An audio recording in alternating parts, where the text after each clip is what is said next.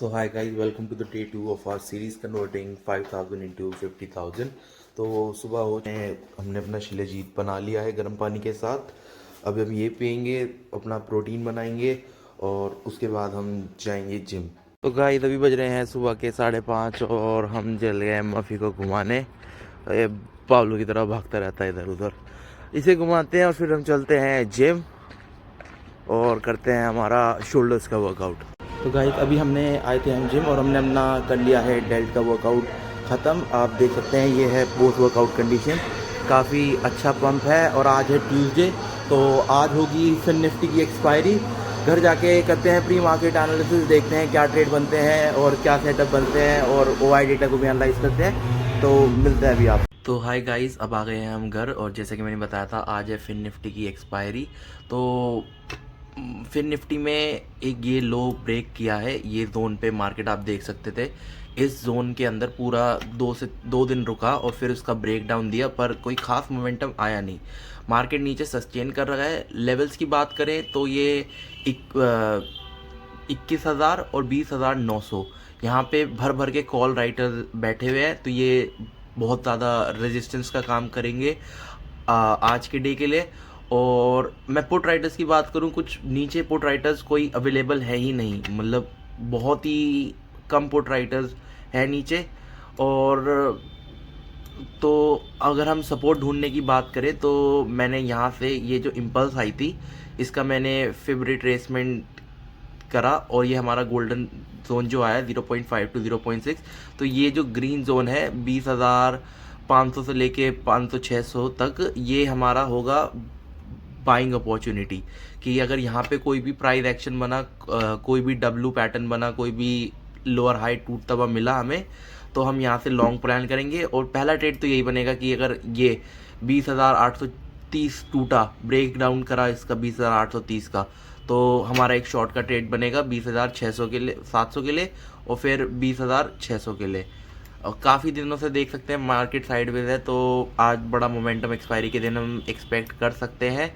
और दूसरी बात इस सपोर्ट की ये भी रहेगी कि ये जो सपोर्ट है यहाँ पे मार्केट कई बार फंसा है। ये अगर हम देखें जो हमारा 0.5 और 0.6 का लेवल निकल के आया, यहाँ पे मार्केट काफ़ी टाइम फंसा है, तो ये काफ़ी अच्छा सपोर्ट का काम कर सकता है। क्योंकि मार्केट ने 1 2 3 4 5 6 बार इससे रेजिस्टेंस ली है।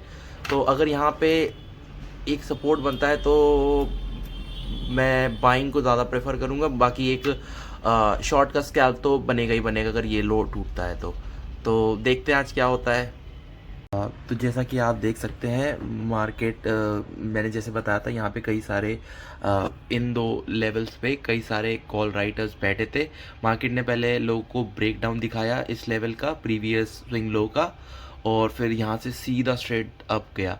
मेरा जो था ये ट्रेड मिस हो गया, मैं नहीं ले पाया और फिर इतनी बड़ी रनिंग कैंडल में घुस के मेरी तो हिम्मत होती नहीं, क्योंकि स्टॉप लॉस बहुत बड़ा होगा और अगर ट्रेड मिस हो गया तो जाने दो। तो अब हमारा जो नेक्स्ट सेटअप बन रहा है वो ये है कि मार्केट यहाँ के बिल्कुल साइडवेज हो गया। अगर ये स्विंग लो तोड़ता है और मोमेंटम आता है तो ये एक यहाँ तक हमें आराम से प्रॉफिट दे देगा।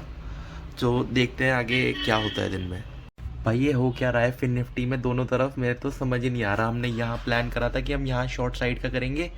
आप ये देखो प्रीमियम का चार्ट, मार्केट ने एंट्री ही नहीं दी, इतना बड़ा गैप देखो। दो ये साइमल्टेनियस कैंडल है, ऑर्डर फिल करा, फिल ही नहीं हुआ।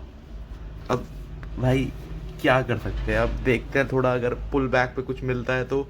बट ब्रूटल आज तो भाई बहुत ही, पहले सेलर्स को मारा फिर बायर्स को मारा।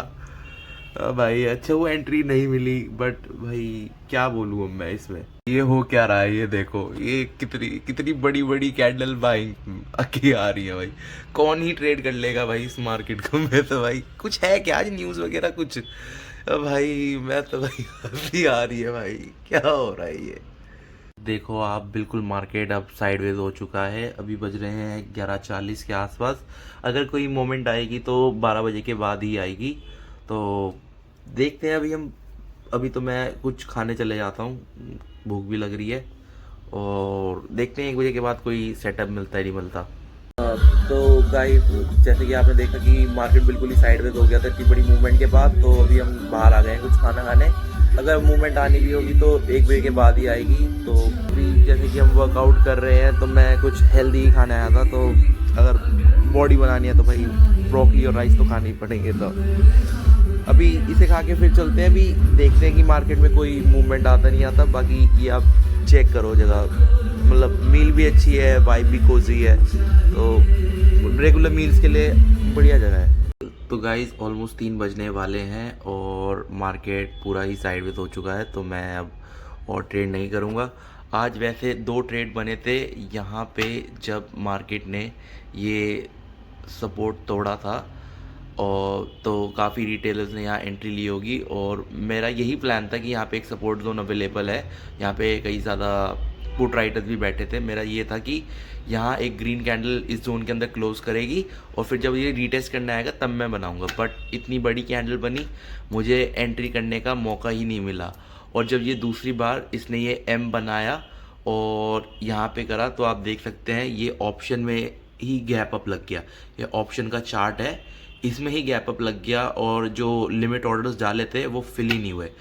अगर दोनों में से कोई भी ट्रेड हो जाता तो ये 5250K वाला आज ही चैलेंज पूरा हो जाता, और इसे ही कहते हैं ऑप्शन बाइंग। पर अभी हम देखते हैं। मेरे को एक ट्रेड मिला था इसके, जो इम्पल्स आई थी इसकी पुल बैक पे। मुझे पता था कि जैसे हमने प्री मार्केट में देखा था कि ये एक majority of the support zone है, जो हमने डिस्कस करा था प्री मार्केट में।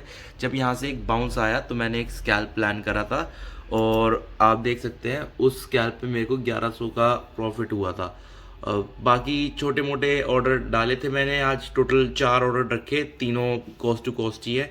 सबसे बड़ा जो प्रॉफिट बना था वो इसी स्कैल्प में बना था। इसका ये जो पुल बैक आया, यहाँ मैंने एंट्री ली थी, और मतलब टारगेट तो मेरा ये था, बट ट्रेल ऐसा लग गया, हिट हुआ और हम बाहर निकल गए। तो ये था आज हमारा डे 2 ऑफ कन्वर्टिंग 5000 इंटू 50,000, और 1100 आप यही मान लो 22% बनाए कैपिटल का। तो ऑल इन ऑल अब हम 30% रिटर्न अपनी कैपिटल पे बना चुके हैं।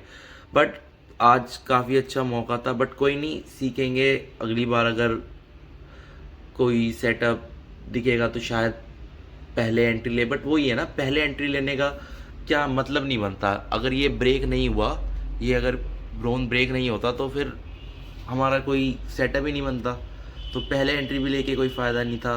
बट तो ऑल इन ऑल मैं कहना ये चाहता हूँ कि कभी भी हमें फोमो में नहीं रहना चाहिए ट्रेडिंग में। मेरे दो ये बड़े बड़े इम्पल्स निकले, पर मैं बीच में नहीं घुसा, क्योंकि अगर मैं बीच में घुसता तो मेरा स्टॉप लॉस बहुत ही ज़्यादा बड़ा हो रहा था।